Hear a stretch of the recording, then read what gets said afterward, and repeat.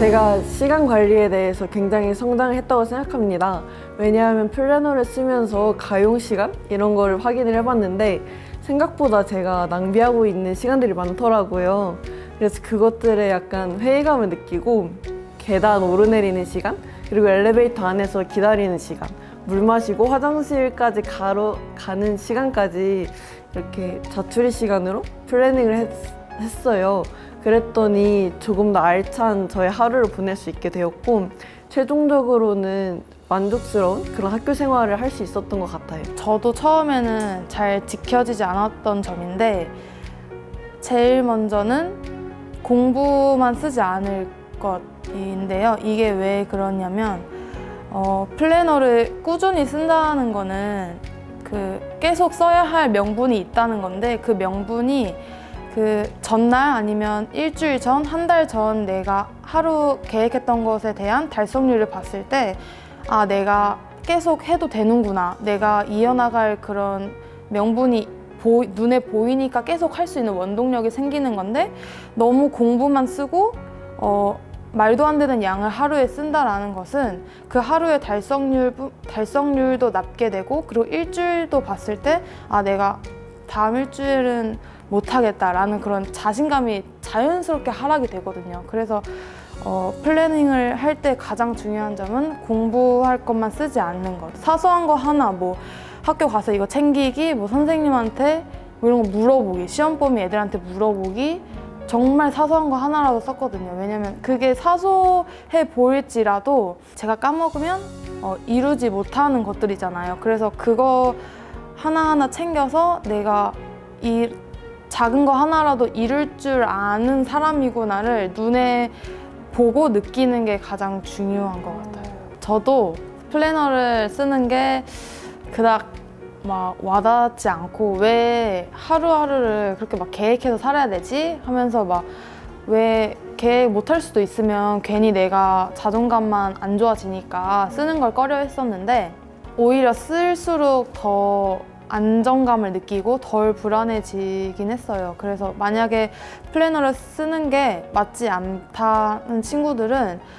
초기에는 어쩔 수 없이 자기가 어떤 걸 좋아하고 어떤 방법을 쓰는 게 꾸준히 하는지 모르기 때문에 여러 방법을 시도해보는 게 훨씬 좋다고 생각해요. 그래서 뭐 핸드폰을 자기가 많이 쓴다 하면 핸드폰 메모장에 쓰거나 아니면 포스트잇 투두리스트로 그냥 짤막짤막하게 쓰거나 아니면 뭐 위클리로 쓰거나 한 달로 쓰거나 그래서 최대한 많은 방법을 활용해서 내가 그래서 일주일을 돌아봤을 때 이렇게 하면 내가 좀 한 3일은 갔구나 4일은 갔구나 아니면 이 방법은 하루도 못 갔구나 라는 거를 깨달으면서 내가 이 방법이 괜찮구나를 깨달으면서 자기가 꾸준히 할 수 있는 방법을 찾아가는 게 가장 좋은 방법인 것 같아요. 사실 진로 수업에서 하나도 버릴 것이 없이 다 저에게 도움이 되었던 수업이었는데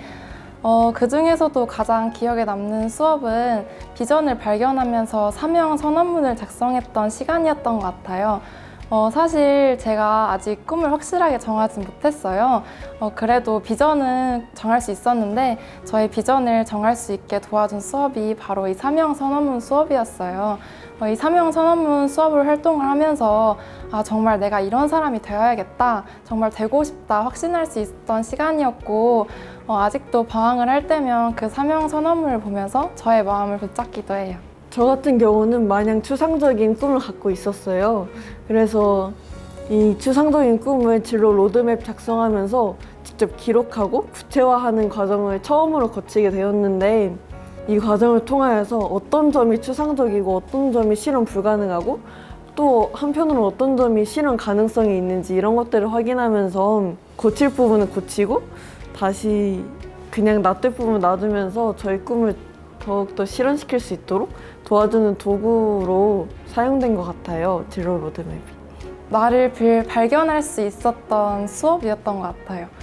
진짜 처음에는 제가 수업에서 나의 장단점을 적어보라 할 때 내 장단점이 뭔지도 몰랐고 내가 잘하는 게 뭔지도 몰랐고 내가 뭘 좋아하는지도 몰랐고 그랬는데 진짜 진로 수업을 하면서 아, 내가 이런 사람이구나. 난 이런 걸 좋아하는 사람이고 내가 이런 꿈을 꾸고 있었구나. 정말 저에 대해 발견하는 시간이었던 것 같아요.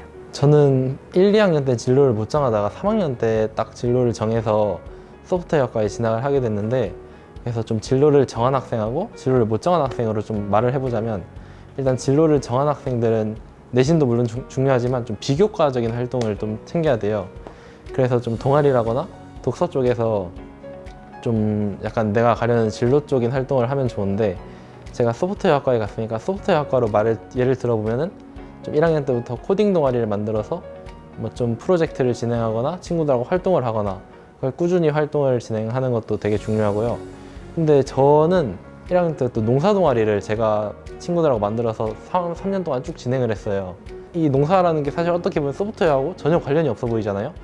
근데 이게 어떻게 엮을 수 있을까 고민을 하다가 스마트팜이라는 거에 대해 알게 되고, 이거를 좀 연결해서 관심을 갖고 그래서 소프트웨어학과에 진학을 결국 하게 되었거든요.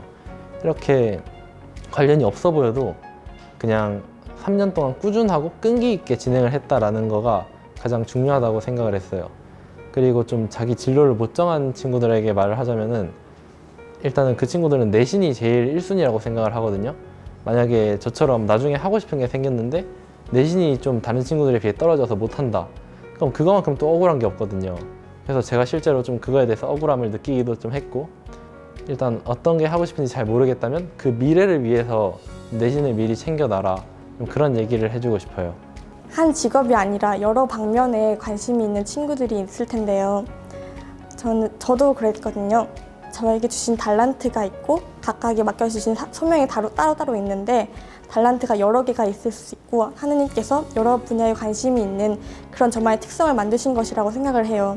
그러니까 걱정하지 마시고 자기만의 주어진 잠재력을 발견하시면서 열심히 살아가시길 바랍니다.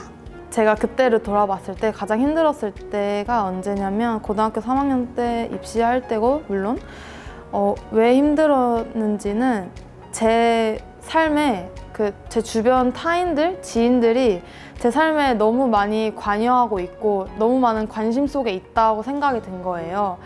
근데 그렇게 멘탈이 약할 때는 정말 들어야 할 말, 도움되는 말들은 그냥 잊혀지게 되고, 그냥 나한테 초치는 말이고 그냥 별로 귀담아 듣지 않아도 될 말인데도 그런 말들만 쏙쏙 박히거든요. 그래서 멘탈 관리가 가장 중요하고, 제가 기도로 그걸 극복했으면 가장 좋았겠지만 저는 그러지 못했거든요. 그래서 저는 부모님께 가장 많이 의지를 했고, 그래서 요즘에 사이가 더 괜찮아진 것 같고, 고등학교 들어와서부터 더 대화도 많이 하고 제 있는 얘기를 하니까 엄마도 아, 너가 그렇구나, 자기는 모르니까. 그래서 얘기하면서 엄마가 생각보다 저에 대해서 모르는 게 너무 많으신 거예요. 그래서 아, 말하지 않으면 진짜 모르구나, 세상에 당연한 것이 없구나. 왜냐면 부모님조차도 저를 이렇게 모르시는데 주변 사람들이라고야 저를 알 수가 없잖아요. 그래서 힘들 때일수록 더 부모님에게 더 많은 대화를 요구하고, 그리고 부모님께서 인생의 선배로서 또는 신앙의 선배로서 이야기를 해주시니까 제 삶의 주변 타인들이 너무 많지만 그 사람들을 이해할 수 있는 폭을 넓혀주신 것 같아요. 그렇게 해서 멘탈 관리를 했습니다. 수업을 하면서 딱히 어려운 점은 없었던 것 같은데, 제가 꿈을 확실하게 정하지 못해서 약간 방황하면서 되게 두렵고 약간 막막하고 그런 불안이 있었어요.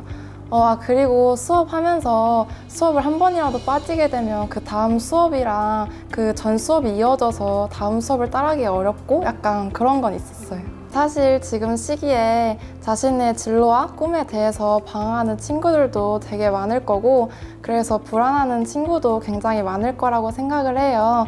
하지만 불안해하지 않고 자신의 하루에 충실하면서 하나님만 의지하고 그렇게 살아갔으면 좋겠다고 말해주고 싶어요. 사실 저도 꿈을 정하는 게 굉장히 어려웠어요.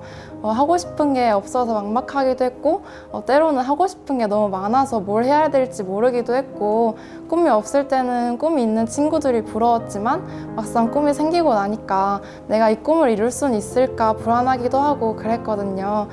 근데 지금 돌아와서 생각을 해보니까 내가 그 방황하면서 고민했던 그 길이 모두 다 저에게 도움이 되었고 그 고난들도 다 쌓여서 저를 만들었구나 생각을 해요.